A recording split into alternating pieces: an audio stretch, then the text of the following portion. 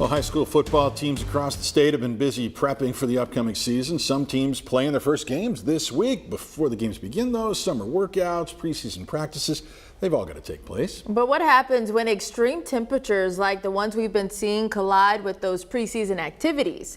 Tonight, THV 11's Catherine Rowley shows us the weather device that one school uses to keep its players and coaches safe.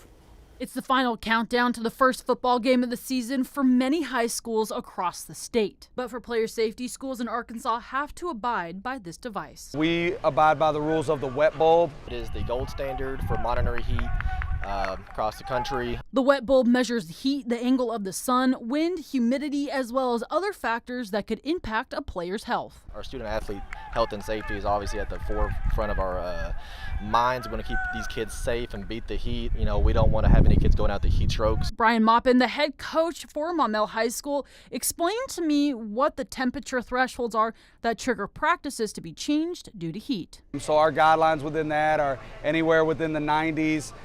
Over 90, you can only be out there for 2 hours. If it's over 90, you have to be with no equipment on. If it's over 91, you have to be inside. Now, if the temperature drops below 89, Dylan Thompson, an athletic trainer with Ortho Arkansas and is also the trainer for Maumelle, says that players can go outside, but there are still precautions. Having plenty of water breaks and monitoring our high-risk athletes that have any sort of pre-existing conditions.